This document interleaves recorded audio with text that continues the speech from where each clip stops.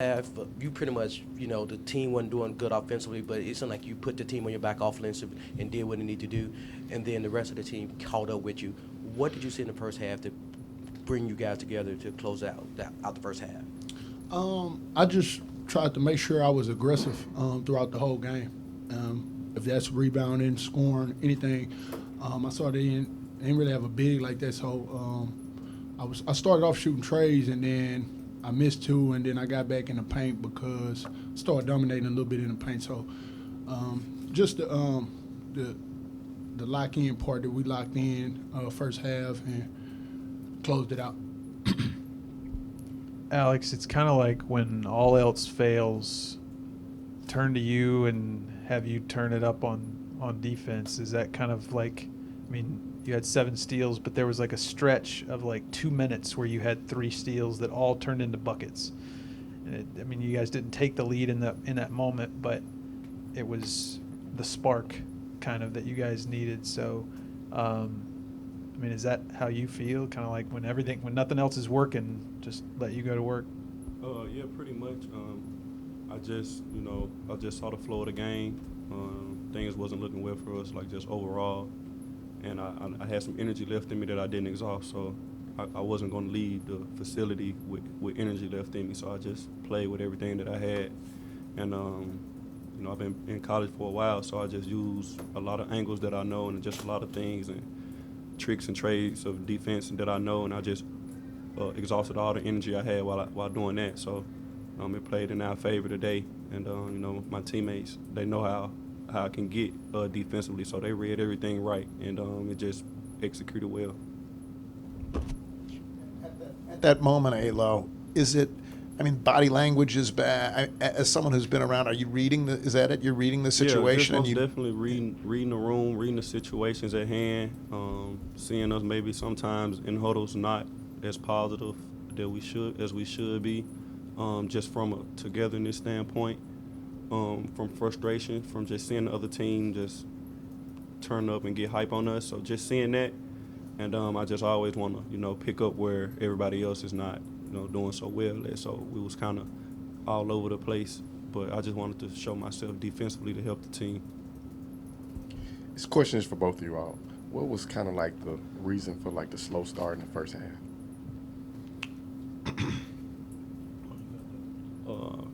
It wasn't anything specific. They was 7 for 14 out their first couple of shots from 3.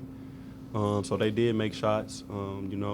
I felt like we started off on the run early. We was up at least 8 points, and we kind of let that go. So it wasn't anything that they did specifically. We just kind of got lackadaisical and bad closeouts. They made a lot of tough threes early on that we didn't expect them to make. So that's just basketball. It's high level, high major ball. Not anything specific. They just made tough shots that we actually live with.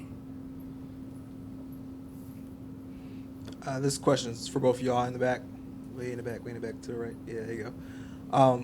You guys went on that 22-0 run in the second half to take the lead. Coach Hardaway kind of talked about needing the strength in numbers and rotating bodies in and out. How hard is it to maintain the level of energy to play the intense defense that y'all had in that second half to come back?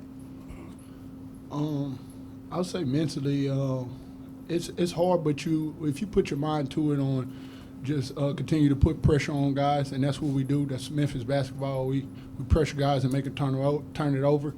And if you stay locked in on that, you can do it. So coaches continue to preach to all of us, strength in numbers, that if you come off the bench or you start, just come in with the same energy. Alex, in between games, how are your bench guys kind of handling you got to bring it on both ends messaging in order to see the floor? And then by the same token, how do you see Penny kind of, struggling with the battle of tightening the rotation versus wanting to involve everybody if they do bring it? It's just first off, it's just you got to play the Memphis way. One thing Coach specifically said one of the last practices is that this is the city team. And if you're not playing to that perspective, as in I'm playing hard for Memphis, I'm playing hard for the city, I'm playing hard for the fans, then it'll be tough for you to play here.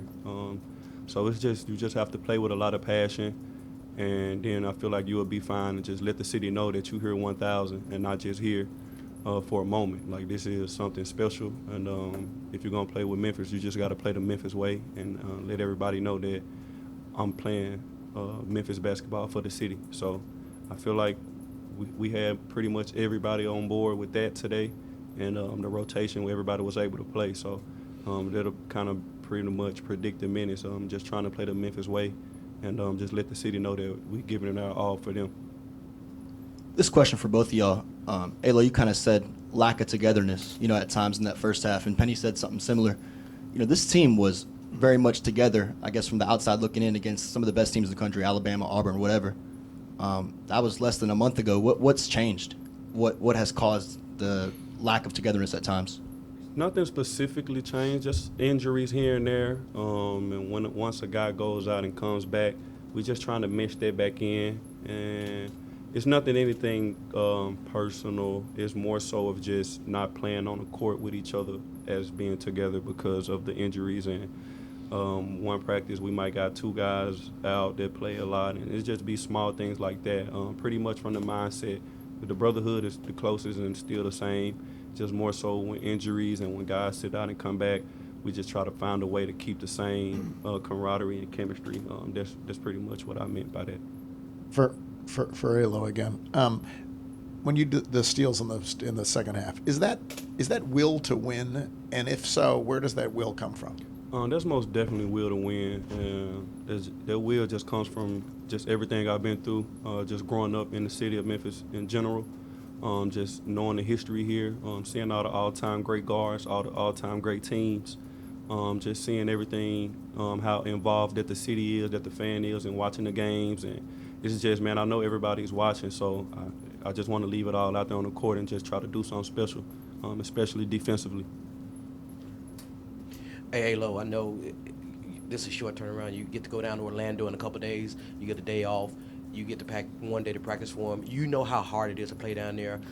What do you say to your team to make sure that you guys do what you need to do to get off, because you know that animosity they're going to face going in from tip-off, to make sure you match their energy to start the game so you don't have to come out of a hole? Just the same thing that we always preach. Coach Penny does a great job of keeping everybody locked in and keeping us with the right mindset of things. But let's make sure we just tell the guys, get a lot of treatment, watch a lot of film, own up to the mistakes that we make and accept coaching. That's something that I'm going to preach to the team, and I got to do a better job of being a leader with that.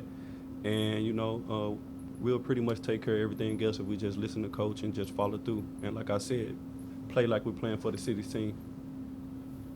All that stuff that you just said, is that so Penny was in here earlier and he said that he's not confident necessarily that the second half team out there is ready to be the team that's like what you're going to get every time out on the floor, every half. Is all that you just said, is that like what you're going to have to do to make sure that second half performance is what you're going to get? Yeah, some things is, it's out of coach hand.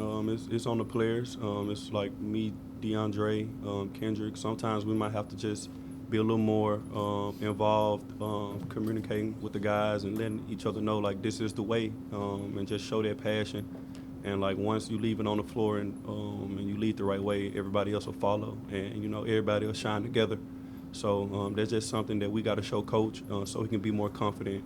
He's doing everything that he can, so it's pretty much on us, on the leaders, and that's the point of us coming back. We're fifth-year seniors, so we got to show coach that we got his back that way.